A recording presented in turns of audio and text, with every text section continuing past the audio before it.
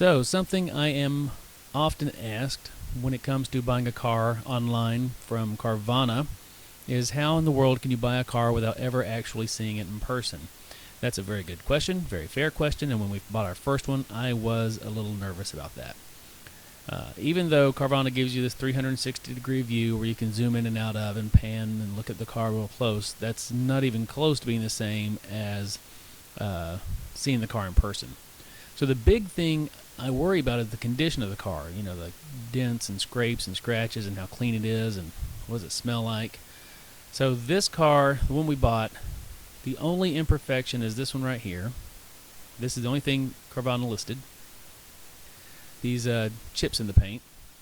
And that's not the only imperfection in the car. 1, 2, 3, 4, 5, 6 of them.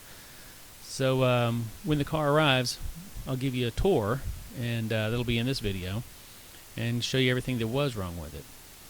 But on this 360-degree view, you have these little blue circles, and they are features of the car, and the imperfections are the yellow triangles.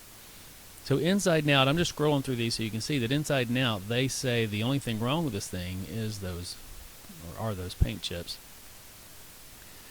And whenever you buy a car online from Carvana, you need to pay a lot of attention to the car.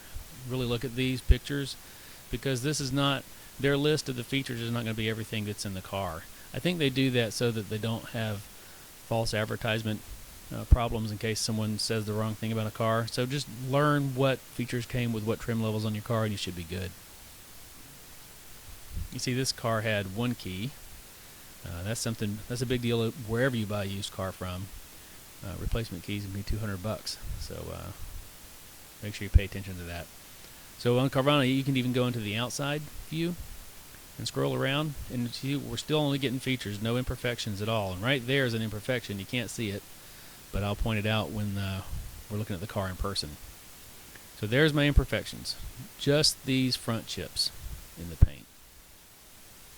So when the car gets here, here's a real quick walk around, and it looks really good. Now this is actually being recorded about 2 days after we got the car, so there's actually some dirt on the front end for me driving it around and test driving it and whatnot.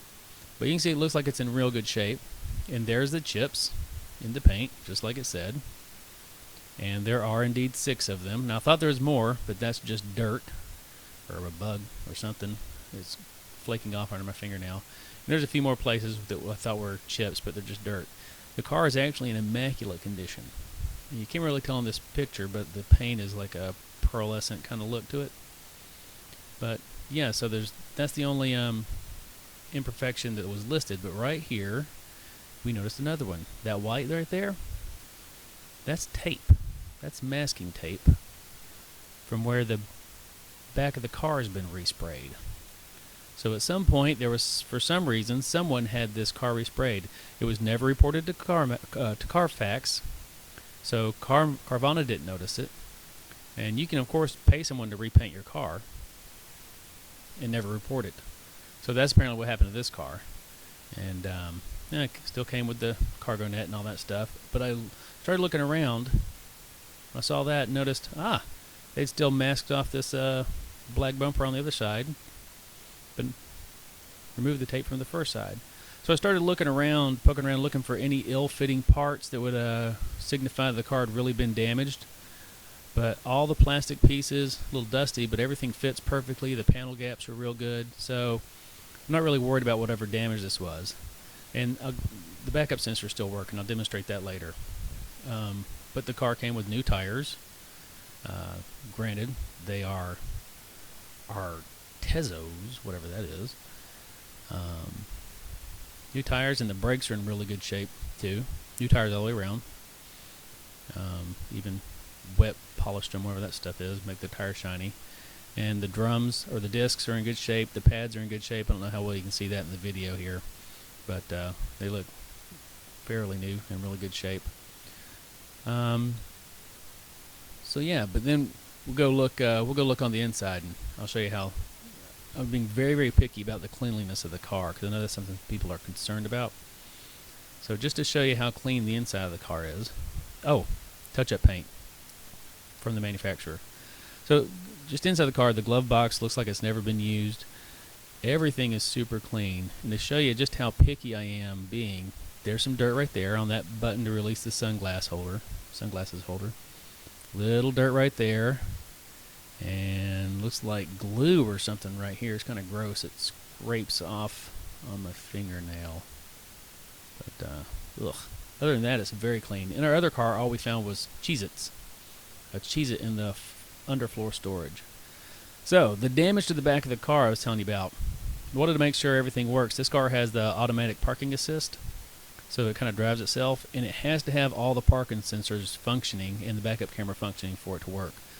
And if you've ever been in a fender bender with a car with these parking sensors, you know they're the first to go. Well, clearly, the parking sensor is still working, this little booger. So whatever the damage was in the back, I'm imagining was just cosmetic, and they had it touched up or resprayed or whatever.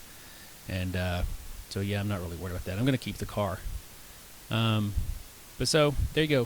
So if you're looking at a car on Carvana and wondering if you should trust what they say, well, here's my experience. And with my first car, which was a Chrysler Town & Country, we had very much the same thing as far as the imperfections went, and we're quite satisfied. I feel, here's why I'm satisfied, like even though things weren't 100%,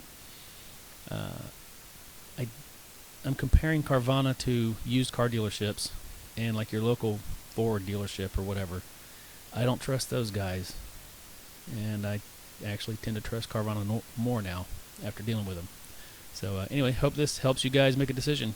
Thanks, and check out my other videos. I have several about Carvana to help you make decisions. All right, guys, thanks.